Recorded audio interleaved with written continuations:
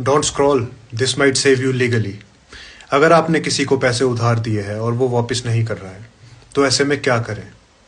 ऐसे में सबसे पहला स्टेप ये होता है कि आप सबूत इकट्ठा करें कि आपने उसे पैसे दिए हैं।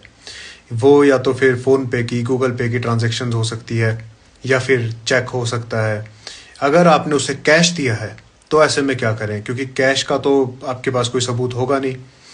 वैसे में सबसे पहली बात ये ध्यान रखें कि किसी को भी 2 लाख से ऊपर का कैश ना दें, क्योंकि सुप्रीम कोर्ट की जजमेंट के अनुसार 2 लाख से ऊपर की कैश पेमेंट नहीं करी जा सकती। तो अगर आपने 2 लाख से ऊपर की पेमेंट की है इन कैश, तो उल्टी कार्रवाई आप ही के खिलाफ हो जाएगी। लेकिन अगर आपने 2 लाख से कम की पेमेंट की है, तो सबसे पहले डरिए मत, सबूत नहीं है कोई बात नहीं, उसे बस मैसेज डाल दें, व्हाट्सएप पे छोटा सा मैसेज डाल दें कि भाई मैंने तुझे इतने पैसे दिए थे, तूने अभी तक वापस नहीं किए हैं, तो कब तक करेगा। और उस बंदे से छोटा सा रिप्लाई ले लें, चाहे ओके हो या भाई मैं 2-4 दिन में दे दूंगा, 1 हफ्ते में दे दूंगा, महीने में दे दूंगा, कुछ भी।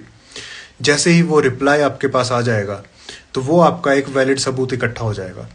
उस व्हाट्सएप मैसेज को आप उसका कॉन्टैक्ट डिलीट कर दें, ताकि सिर्फ एक नंबर विजिबल हो कि इस नंबर वाले बंदे को मैंने मैसेज किया है, पैसे दिए हैं। उसका स्क्रीनशॉट ले लीजिए और वो स्क्रीनशॉट आप एज एन एविडेंस कोर्ट में प्रोड्यूस कर सकते हैं।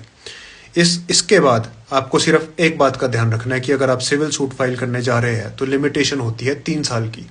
3 साल के अंदर अंदर उस सिविल सूट फाइल कर दीजिए। आपके पास एविडेंस होगा कि आपने उस बंदे को पैसे दिए हैं, तो आप केस लड़ सकते हैं। 3 साल अगर एक्सटेंड हो गए, तो सबसे पहले तो आपको ये केस लड़ना पड़ेगा कि आपका जो ये केस है उसे इस लिमिटेशन के अंडर लाया जाए। और जब वो इस लिमिटेशन के अंडर आ जाएगा, तब आप पैसे रिकवरी का मतलब मनी रिकवरी का सूट अलग से लड़ सकोगे। तो वो बहुत लंबी प्रोसीजर